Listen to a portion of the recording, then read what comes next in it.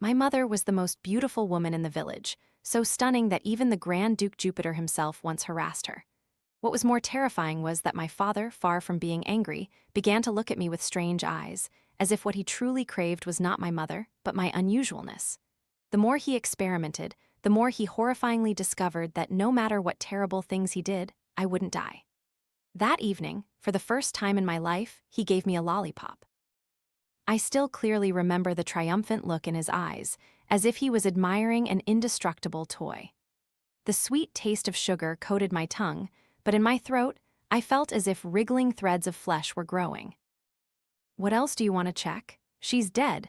Can't you at least compensate us for her funeral expenses? If you dare touch a single hair on my daughter's head, I'll kill you all. I lay motionless on the floor, reeking of burnt flesh. Everyone thought I was dead, including my father. It made sense. The fire was lit by his own hands, the door locked from the inside, the key thrown into the latrine pit. Now, he was struggling with the insurance claims adjuster, his face covered in ash, his eyes red like a grieving father who had lost his daughter. This was the 5th time the house had burned down. Every time the compensation came through, my father would buy me a box of instant noodles. That was a treat I usually only got during Tet, and I wouldn't even get hit. I felt very content. So, despite the pain, I tried to hold back, controlling my heart to keep it from beating, deceiving everyone. My father was indeed clever. This time, he must have gotten a good sum of money. He was very happy, and I was happy too. That evening, he casually tossed my body into the cramped, charred room, then bought roast duck and rice wine to drink by himself. The golden, crispy roast duck looked incredibly tempting. I couldn't help but swallow. This little brat is finally dead for good. This money will last me a few years. It wasn't a waste raising this cursed child after all. He mumbled to himself, then hummed a tune. Seeing him seem so happy, I slowly sat up. "Dad," my voice trembled. She said, "Damn it, there's a ghost." I never expected my father to react so violently. The wine bottle and the roast duck in his hands flew straight towards me. He jumped to his feet. Ignoring the pain, I crawled over, picked up the roast duck, and devoured it. I hadn't eaten anything in 2 days. My father was afraid I might regain strength and escape again, like last time, so he deliberately starved me until my head spun. The room echoed with my crunching sounds. As food filled my stomach, the charred wounds on my skin began to heal quickly. A moment later, I was Daisy Tran, as fair-skinned as before. "Daisy, why aren't you dead yet?" I chewed the last bone, my stomach still gnawing with hunger, but I was used to it. I looked up, confused. "What's wrong, Dad? Didn't you always tell me to pretend it was as serious as possible?" A few days ago, he had suddenly hugged me and said, "Daisy, will you help Dad with something big?" He promised to buy me roasted pork belly, fat chickens and ducks, and even lots of pocket money. I had agreed, but now my father looked at the new skin growing on my body, a strange light glinting in his eyes. Did I eat too much and make him angry? I nervously put back the remaining peanuts, twisting the hem of my shirt. He stubbed out his cigarette, his pea-sized triangular eyes narrowed, and his eyebrows twitched. His gnarled hand grabbed my collar, pulling me to my feet, his big, garlic-like nose pressed close to my face. Foul breath wafted from his yellowed teeth. Damn it, I've really found a treasure. Perhaps it was because I was so hungry, despite my father's stench, I couldn't help but lick my lips, wanting a taste. After he finished laughing, his eyes turned cold as ice. "Daisy, you will definitely help Dad, won't you?" His gaze was as if he wanted to devour someone alive. I couldn't help but tremble, but still nodded out of habit. Since childhood, my father had taught me not to be a freeloader at home. That's why my mother left for someone else. I listened to everything he said, as long as he didn't hit me or starve me. "Good, you're truly Dad's good girl." My father went out again, locking the door and trapping me in the room. When he returned, he carried many things, giving me a lollipop. The red wrapper was gone, leaving only the shiny, tempting candy. "Eat it, it'll make you feel better." He quickly stuffed the candy into my mouth. Strange, why did this lollipop taste so bitter? Never mind, having candy was a blessing. I caught a glimpse of my father. From his bag, he pulled out an axe, a stick, and a bottle of pesticide. Goosebumps immediately broke out all over my body, but I felt increasingly sleepy and could only drift off. Clank, clank, that was the sound of bones being crushed by a hammer, mingled with the growling of the dog outside. Blackie, my black dog, was barking incessantly. My father sprang up, grabbed a cup from the table, and threw it straight through the window. Blackie whimpered a few times, then fell silent. I groggily opened my eyes, only to see a pale, cold moon hanging outside the window, silently witnessing the bloody scene. "Damn it, I'll stew you." My father spat on the ground and my heart clenched. He meant what he said. Blackie was very close to me. He often shared his food with me. I couldn't let my father kill him. I struggled to sit up. The noise on the bed made my father spin around. Seeing me awake, his face lit up with joyful madness as he lunged at me. "Not dead. She's really not dead. We're rich. We're rich." I was in so much pain. Several fatal wounds on my body hadn't fully healed, and I was so weak I could faint at any moment. "Daisy, what on earth are you? I've tried the most brutal methods, yet you keep coming back to life. People say organs are very valuable. You're truly a golden goose." So, I was that precious. I smiled weakly at my father. His hand was also injured, fresh blood dripping from it. So fragrant, Dad, I'm hungry." My father gave me a lot to eat. Each time he fed me, his fingers brushed my mouth. Human blood, it turned out, was sweet, sweeter than my favorite lollipop. He laughed and cursed. "You damn thing, you eat so much, just like your mother. From now on, Dad will feed you till you're full." I was scared. My initial anger from the pain on my body faded considerably. My mother, Dad, did Mom eat a lot too? I no longer clearly remembered my mother's appearance, only that our family was dirt poor back then. My mother was sold here by someone, locked in a pigsty all day. Because she couldn't give birth to a son, she had to do humiliating things to earn money. Yet my father still complained that she ate too much, sometimes only giving her one meal. Later, a fat man suddenly came to the village, and he took my mother away. My father cursed her as a depraved woman who left her husband for another man. Even my living grandmother cursed my mother like that. After my mother left, our family suddenly had money. Not long after, my grandmother also disappeared. No one would throw away the cloth dolls my mother made for me anymore, which was good. My father seemed to recall something too. His face darkened, and after a long silence, he spoke. "Don't mention that woman again." I fell silent, watching my father frantically pull out a phone book from under a greasy layer of dirt and make a call. "Boss Gooey, it's Tran here. Wasn't your old man seriously ill before? I have a secret remedy." The man's challenging roar on the other end of the line was very loud. My father looked as if he wanted to kneel to listen to the phone, his face full of flattery. Finally, he stammered. "Also, it's paid for, and there's the matter of finding me a new wife. If it's truly effective, forget a wife, I'll find you a fairy. But if anything goes wrong, you're on your own for a burial spot." Boss Gooey on the other end said coldly, then hung up. Hearing that voice, I always felt a familiar sensation, as if I had heard it somewhere before. My father hung up, exhaling with relief, carefully opened a rotten wooden cabinet, and pulled out a glass jar full of blood. In the fresh blood, there was a faint bluish glow, hair clinging to the rim of the jar, facial features seeming to be rotten, with clear indentations on the face where some flesh had been gouged out. "That's my head." My father stared at it unblinkingly, then turned to look at me, slowly baring his teeth in a smile. "Let Dad try one more time, my good girl." Before, whenever a stranger passed by, Blackie would bark furiously as a warning. But these past few days, the whole village was unusually quiet. Only the curses of Mrs. Lai could be heard. My body ached terribly. I couldn't even bother to care what she was cursing about anymore. Perhaps she was looking for Blackie. That dog had been lying motionless in my kitchen for 3 days. My father used the cover of night to secretly lure Blackie into the house with a bone with some meat on it. Seeing me, Blackie joyfully ignored the bone, running to rub against me. But I was tied tightly to the bed, only able to watch my father bare his teeth in a cruel smile. He threw a sack over Blackie from behind and then relentlessly pounded Blackie's head with a hammer. Blackie was very agile. Despite being beaten and bleeding, he managed to escape the plastic bag and run to the door, turning to look at me once. I was secretly trying to trip my father with my foot. I wanted him to run away quickly, never to come back to my house to play again. But this foolish dog saw me get slapped and turned back. "You idiot, a few slaps can't kill a person." Blackie was beaten to death. My father dragged his carcass into the kitchen, forcing me every day to drop my blood into its mouth, but it seemed to have no effect. Blackie's body had begun to reek. No way, it clearly works. There must be some mistake somewhere. My father paced madly around the house, finally deciding to go out and catch another dog. Before he left, he poured boiling water over me to get rid of the smell, which helped a little. This is good stuff, can't waste it. I wasn't surprised. Before, when sick pigs died in people's houses, no one dared to throw them away. They would all scald them with boiling water like that, cook them, and eat them. My father even bought rice wine specifically to drink, not noticing that I was glaring at him.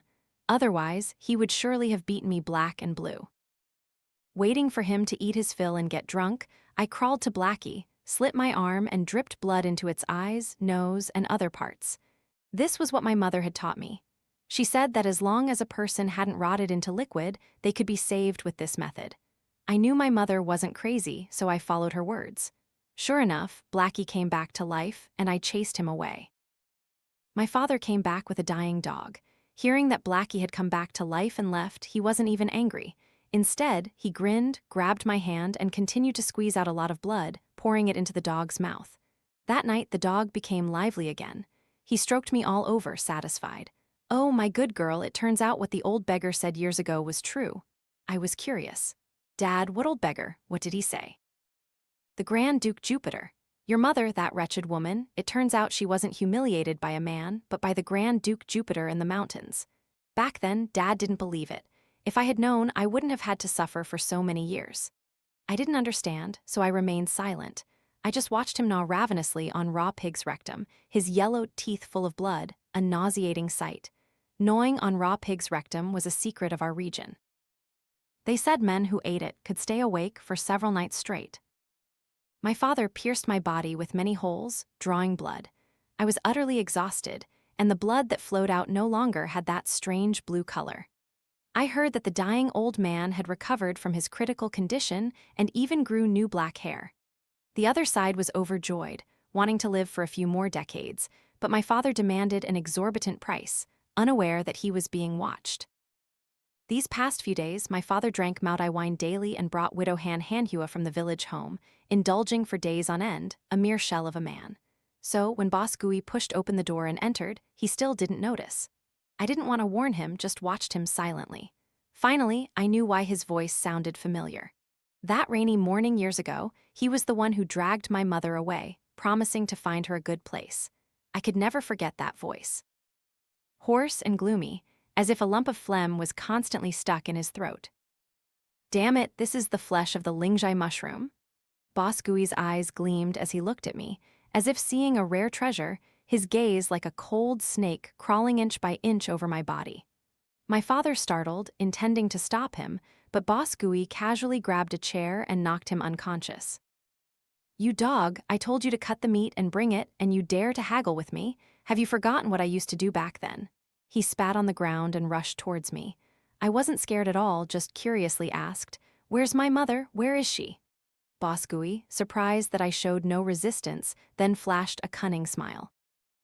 Oh, you mean that university student who was pushed off the cliff? She couldn't bear a son, so she was useless. Your father screamed for me to give him back 1,000 yuan. So, my mother was once a university student. I asked again, then where is she now? My blood can be sold for money. I'll pay you. Boss Gui's smile grew even more perverse. Long dead, we tortured her and sold her to Myanmar. If you go looking for her now, I doubt even her bones would remain. He paused. Oh, and one more thing, she was pregnant then. Your father isn't this scumbag. I ground my teeth in rage. This bastard stole my mother, and now he surely wants to sell me too. So my father wasn't my biological father. Does that mean I don't have to listen to him anymore? Boss Gui threw his head back and laughed, revealing his thick, meaty throat. I lunged.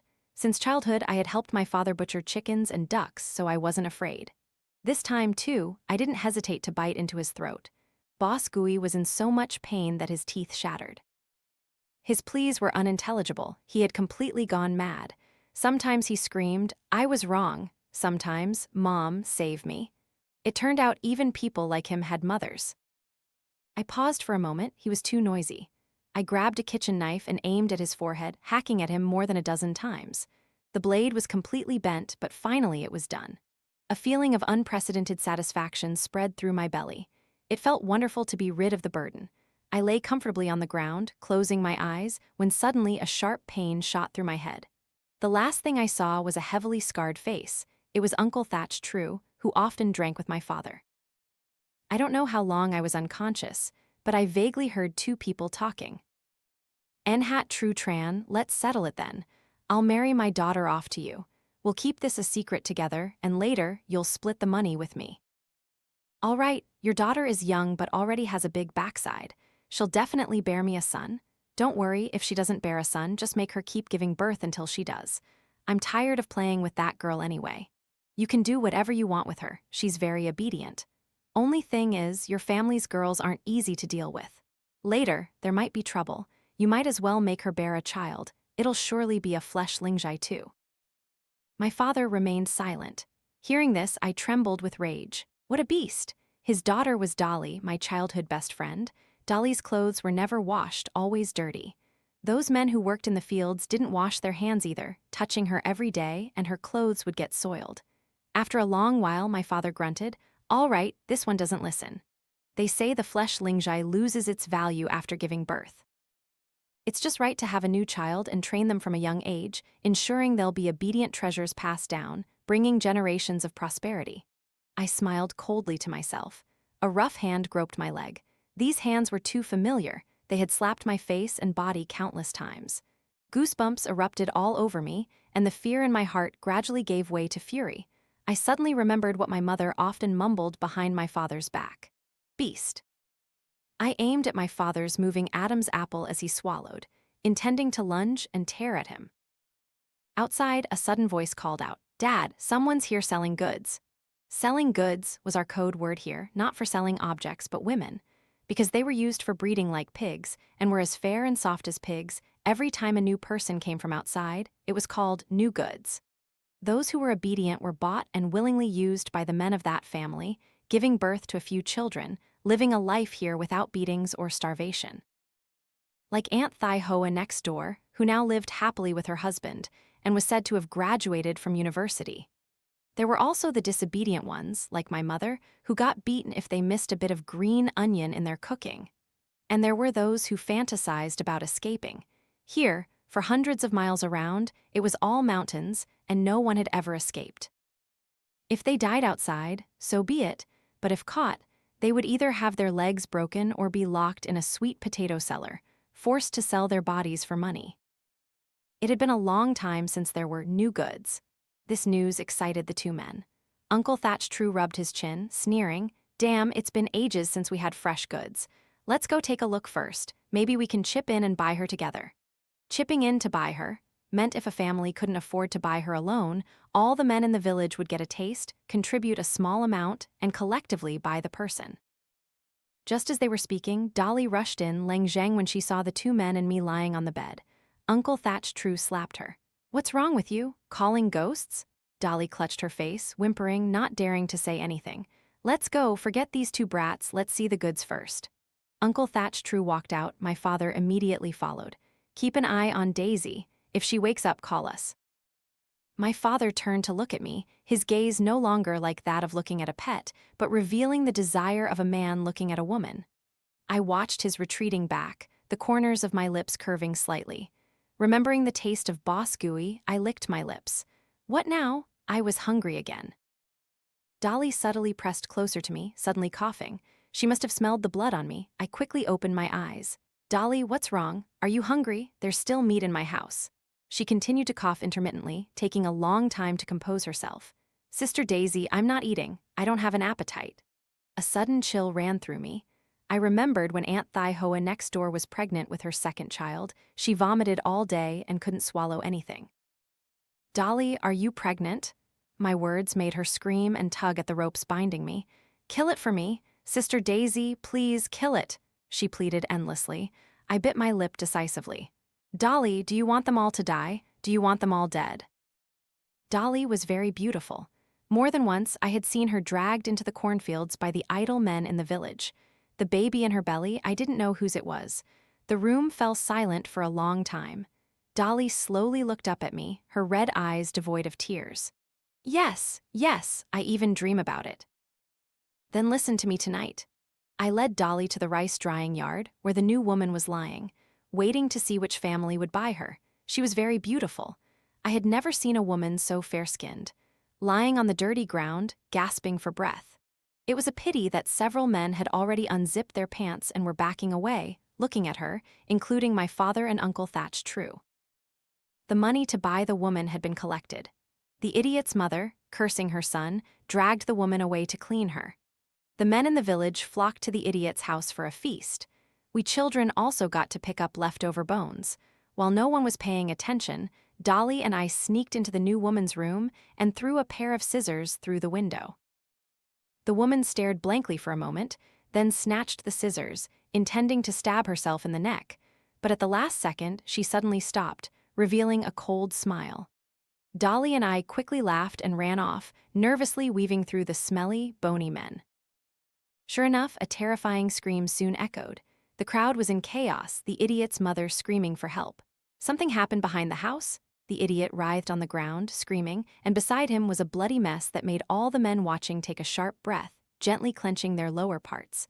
The woman still wanted to rush forward but was pulled back. In the final moment, she plunged the scissors into her own throat.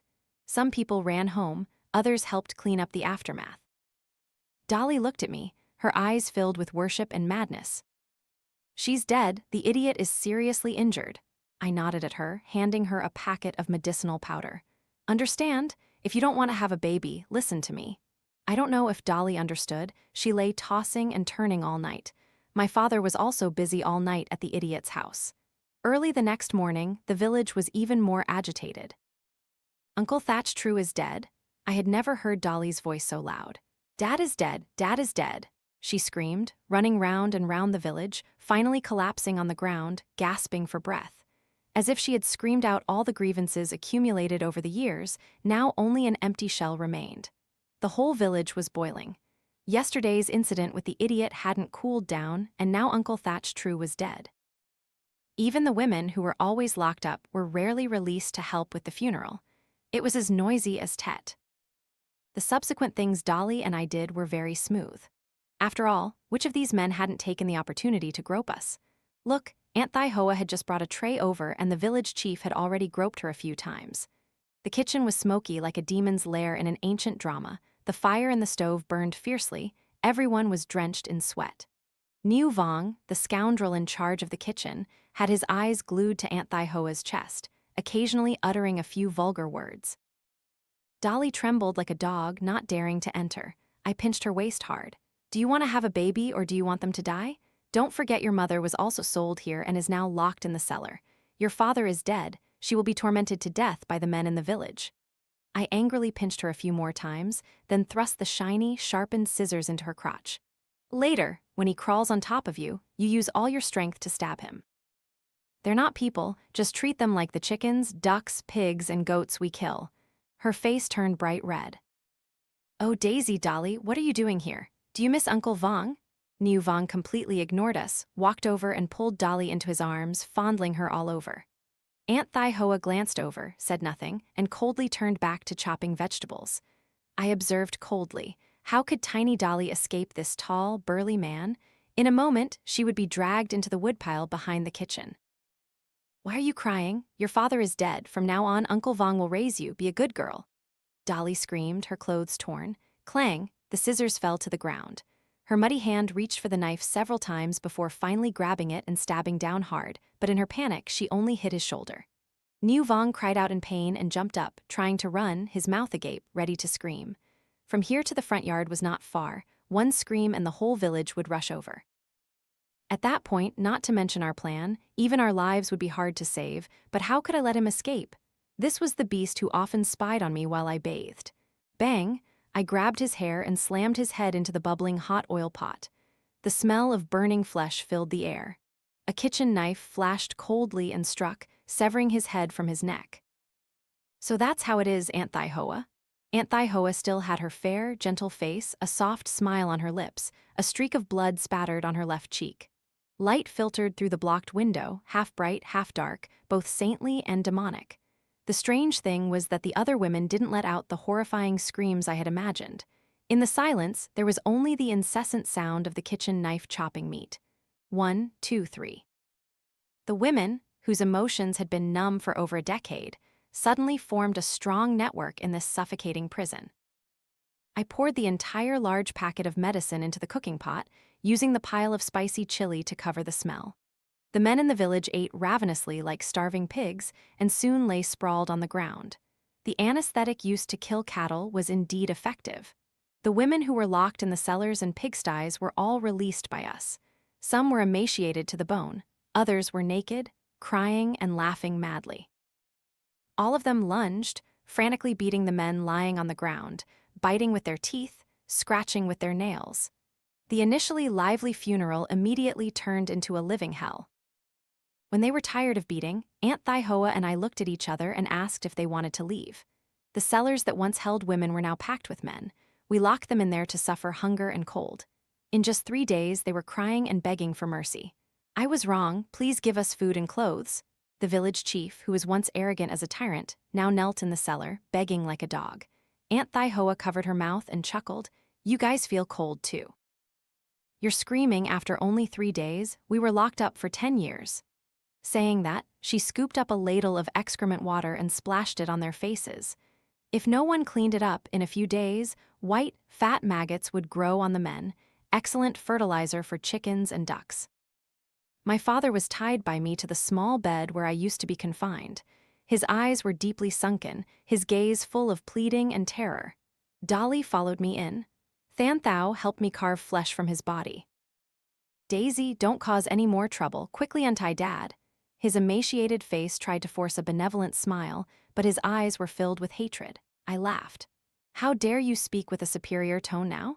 That year, Dad strangled Mom. I saw it through the crack in the door.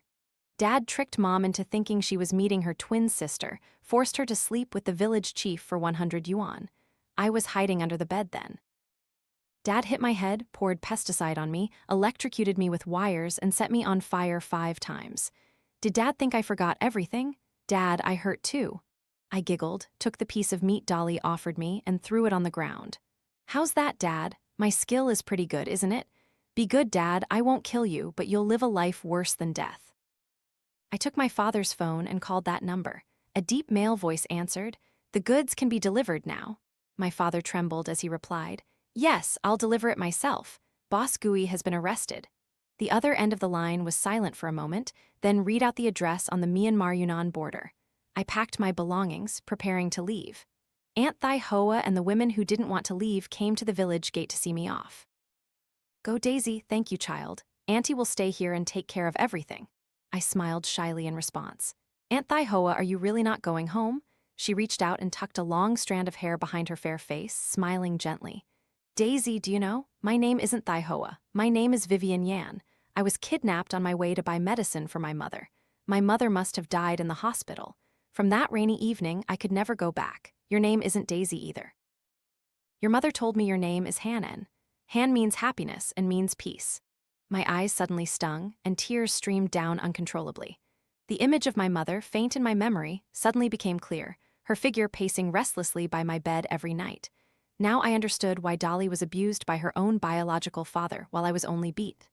That woman, even when bound in a living hell, silently bore all the suffering for me.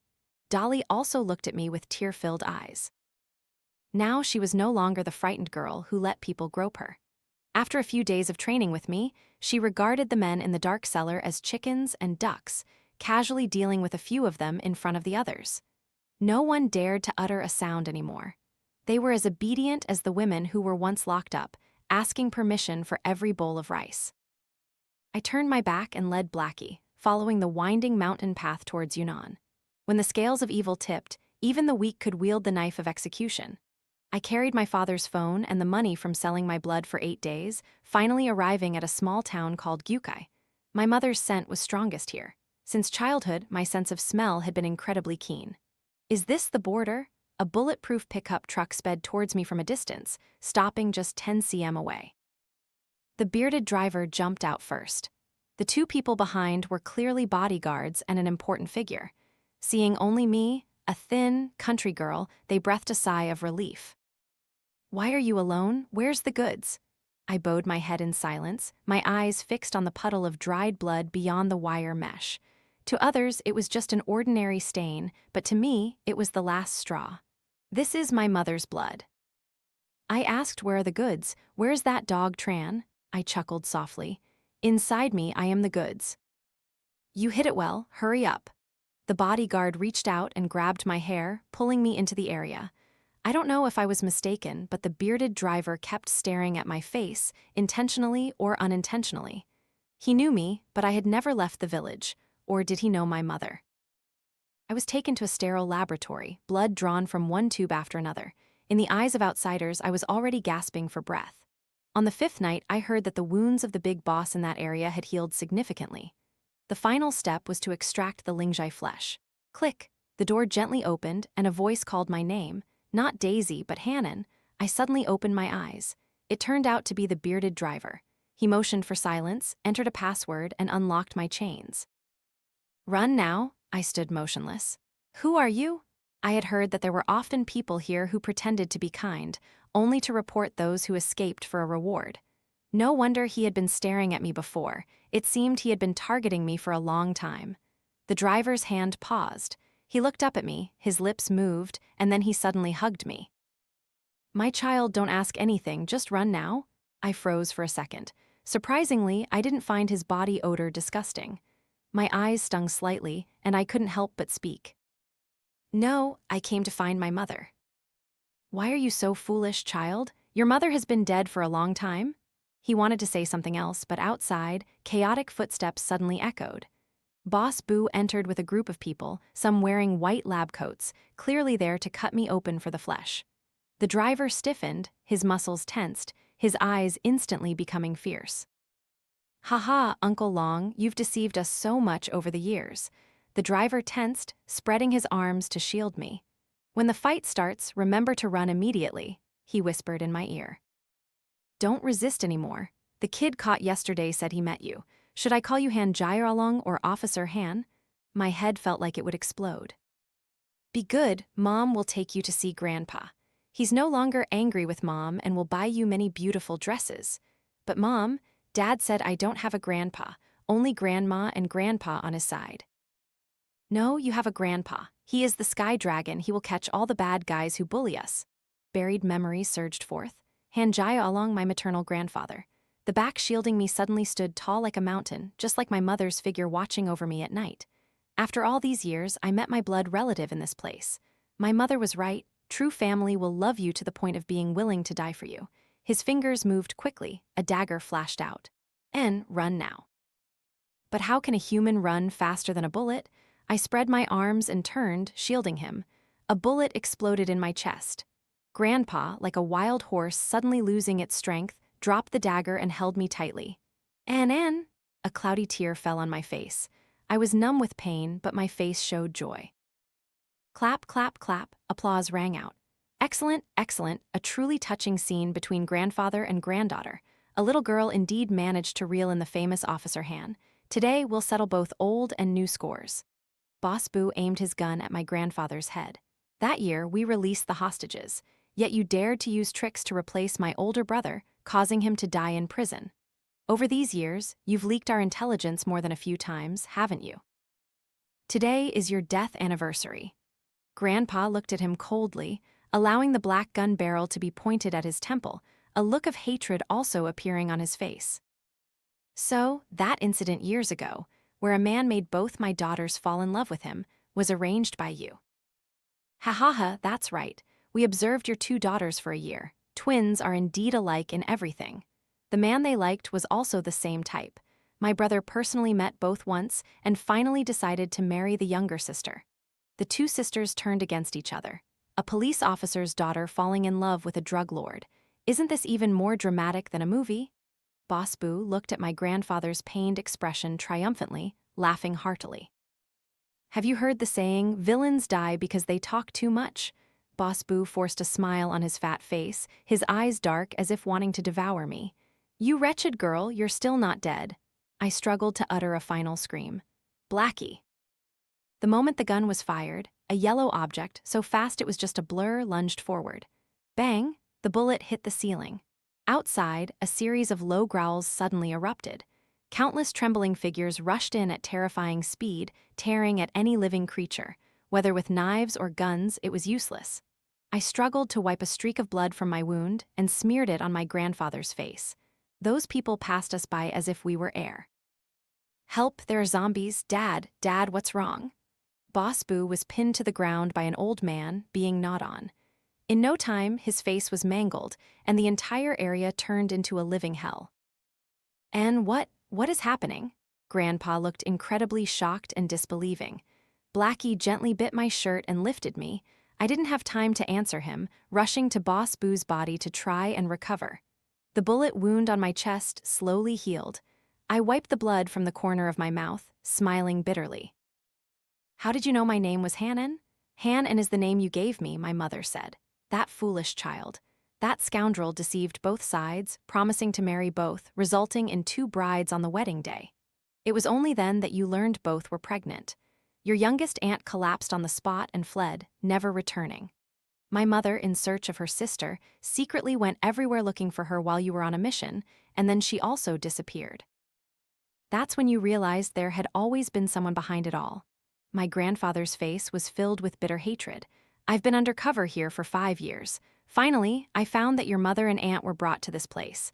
Both are dead, both are dead." As he spoke, he took out a small piece of bone. "This is your mother's." A man almost 60 years old tears falling incessantly. "But I have no regrets. This area is the largest gathering point. Dozens of innocent girls are brought here every month and sold abroad. I've already reported it to my colleagues back home. I will take you home. And these people, why have they turned into this?" I bowed my head. "I'm infected with a virus.